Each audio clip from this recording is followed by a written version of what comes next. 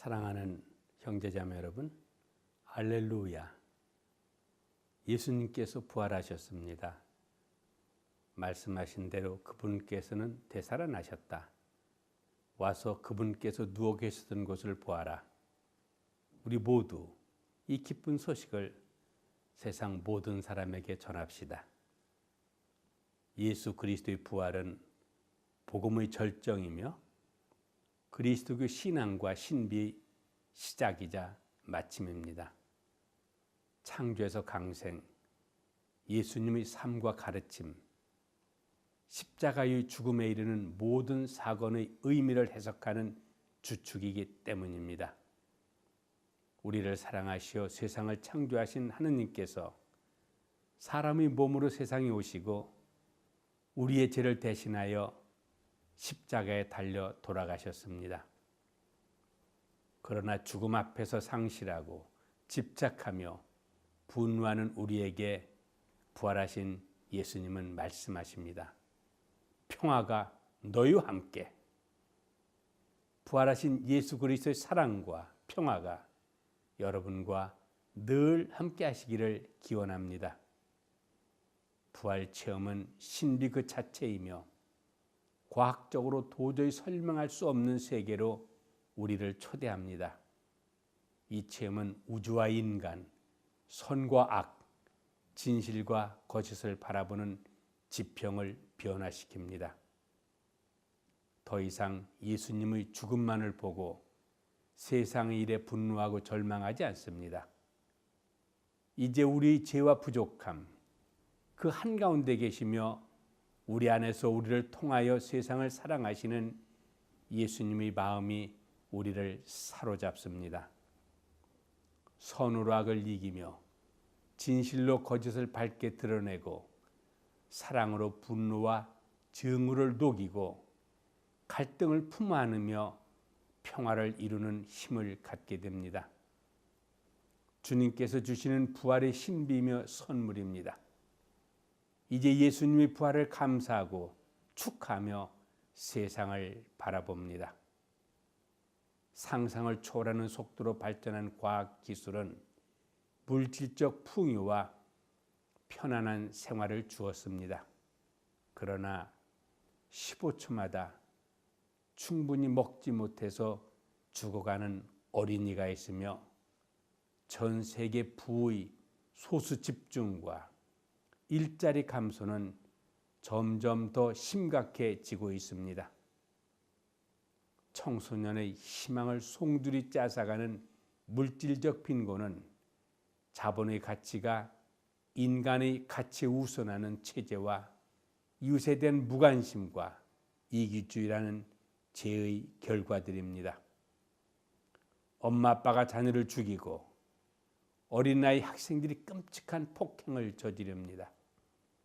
군대의 폭행, 교수 및 상사의 성추행, 간통, 약물과 도박, 음란물 중독 등은 인간에 대한 기본적인 신뢰조차 허물어버립니다. 삶의 의미와 가치를 찾지 못하는 정신적 빈곤은 자살 증가, 부정부패, 대형 사건과 사고로 이어집니다.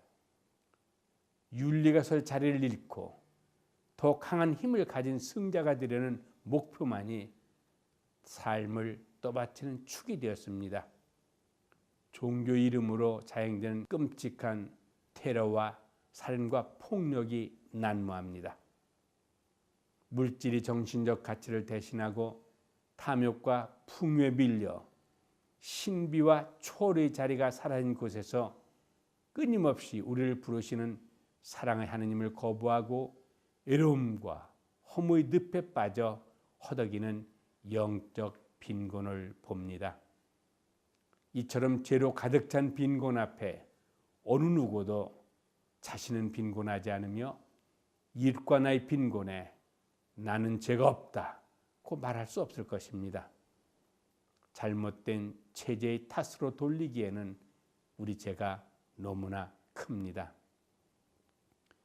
고통받는 이웃에 무관심했으며 인성보다 성적을 중시하며 자녀를 교육했고 관행이라는 미명하에 윤리 원칙을 슬그머니 저버리거나 직위로 타인의 인격을 밟았습니다.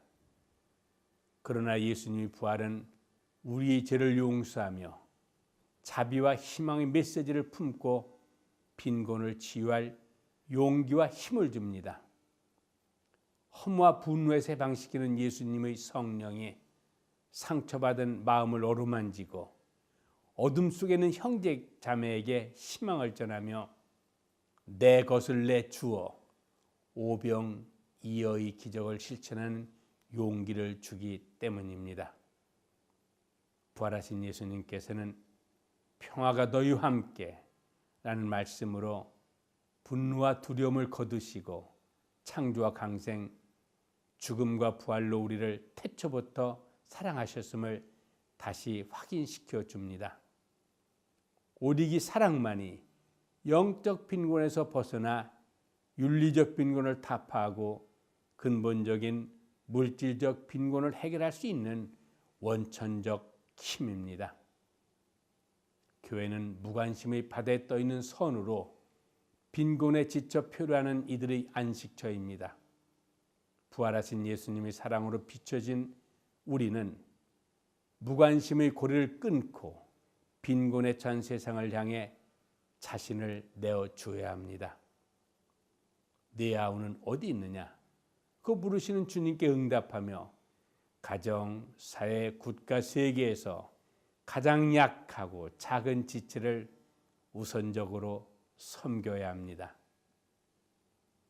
기도로 주님께 더 가까이 다가가며 성령과 함께 세상으로 나아가 주저함 없이 굳은 마음으로 주님의 복음을 삶과 선고로 증거해야 합니다. 이 시점에 평신도의 역할이 어느 때보다도 중요합니다. 평신도는 교회에 속해 있을 뿐 아니라 자신이 바로 교회라는 분명한 의식을 지니셔야 합니다. 교회는 사제 중심적이며 교계 중심적인 모습에서 벗어나 복음 선포와 인간 성화로 현세 질서의 복음 정신을 침투시키고 현세 질서를 완성하는 평신도의 활동을 적극적으로 지원하는 데 최선을 다하겠습니다. 이제 평신도 수도자 사제가 하느님 백성으로서 동등한 지위를 가지고 상호 협력하며 더 열심히 복음을 살아갑시다. 광복 70주년을 맞는 올해는 교황님께서 선포하신 자비의 희년이 시작되는 해입니다. 땅을 원소유주에게 돌려주고 가난하거나 그 밖의 사정으로 노예가 된 유다인들을 풀어주었던 유다인들이 전통을 이어받아 보니파시오 8세 교황께서 제안한 성년 제도를 거쳐 성 요한 바오로 2세가 선포한 2000년 대희년에 이은 특별 희년입니다. 로마의 4대 성전 성년문을 여는 것으로 시작되는 희년에 교회는 죄를 고백하고 용서를 청하며 용서하는 가운데 세상과 화해합니다. 하느님의 무한한 자비를 믿고 이웃을 사랑하고 이웃과 화해하는 삶을 살도록 합시다. 광복 이후 분단된 한반도, 같은 언어, 같은 형제 자매에도 불구하고 서로를 적으로 대하는 현실을 신년의 정시에 비추어 보며 우리 죄를 반성합시다.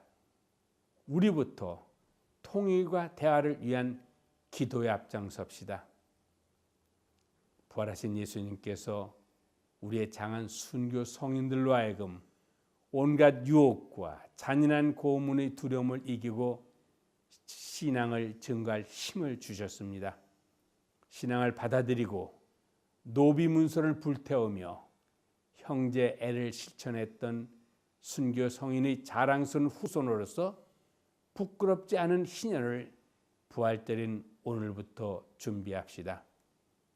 부활하신 예수 그리스도께서 무관심의 사슬을 끊어주시고 빈곤을 치유하시며 우리를 한반도와 세상의 진정한 화해와 평화를 앞당기는 신앙의 증거자로 이끌어 주시기를 기도합니다. 진심으로 부활을 축하드립니다. 알렐루야, 고맙습니다.